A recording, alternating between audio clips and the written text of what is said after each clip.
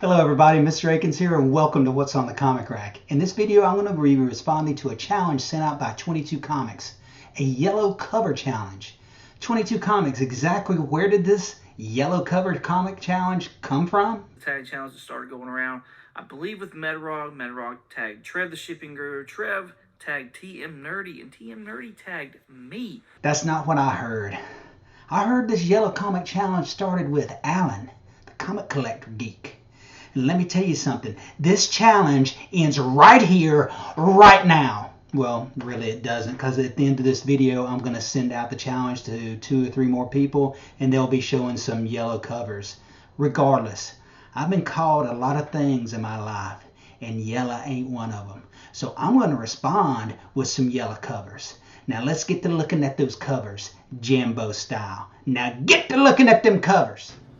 So right out of the gate, 22 drops a Golden Age bomb with a 10-cent Green Hornet book. I'm going to go the opposite of Golden Age and show a modern comic, Astonishing X-Men number 16, covered by John Cassidy. This is a great Kitty Pryde yellow cover.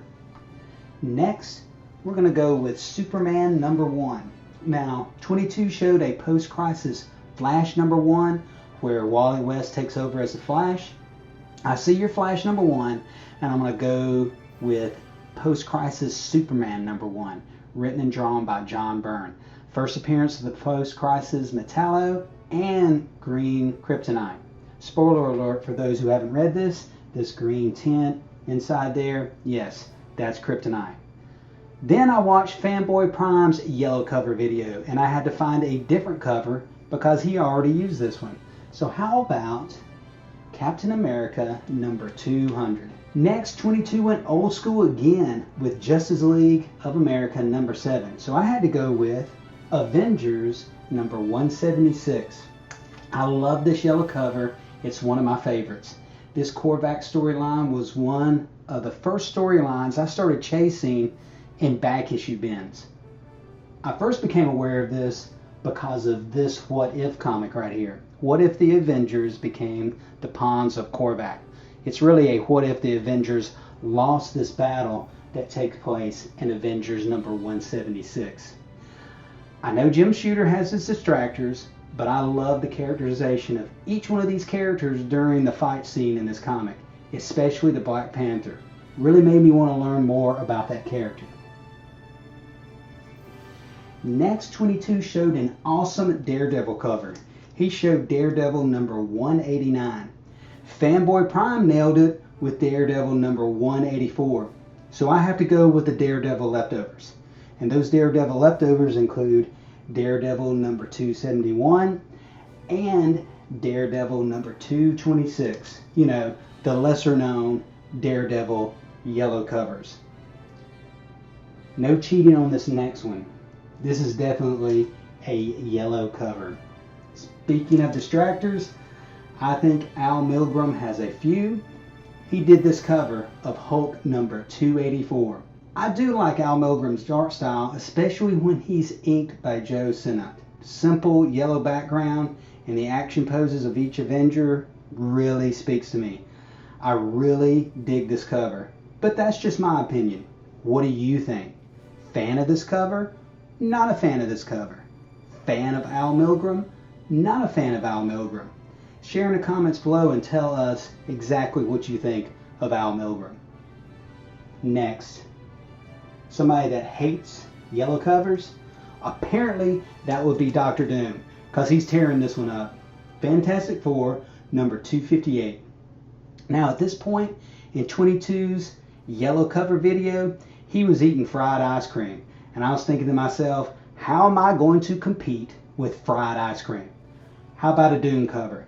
You can never go wrong with a Doom cover.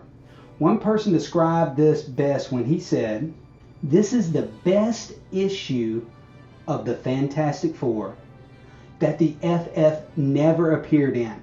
That's right, ladies and gentlemen, our heroes are not in this issue at all. As the entire story shows Dr. Doom's plan to regain the power cosmic he once stole from the Silver Surfer and use it to reconstruct Terrax the Untamed. One of my favorite FF story arcs. It's got a great series of covers a definite must read. At this point, 22 started to show an Iron Man cover. 22 is an Iron Man fan. I'm an Iron Man fan. 22 went for number 302. I'm going for Iron Man number 201, second appearance of the Silver Centurion armor. Not my favorite armor, but definitely not my least favorite. And then I'm going to raise him an Avengers West Coast number 94. Now this is the first appearance of James Rhodes as War Machine, definitely a yellow cover and definitely a minor key to boot. I haven't been showing that many Amazing Spider-Man covers, but I've got one right here. Amazing Spider-Man number 625. There are three things this cover portrays: gray, yellow, and pain. And now for the last book on the list. 22 showed an amazing yellow cover in his top spot. I'm just going to go with my personal favorite, alphaflight number 1, written and drawn by John Byrne. As soon as someone says a yellow cover, this is the first comic I think of. I'd like to thank 22 for this challenge, and I guess it's time for me to send out yellow cover challenges to the next people. Remember, when you do these challenges, take your time. It's really best to take your time and find the exact covers that fit this challenge. Also, remember it's just for fun, no pressure at all. Here are the two channels I'm challenging. Jackpot Comic Talks. This is your chance to participate in another comic cover challenge. And Next Gen Collector. He always brings the intensity.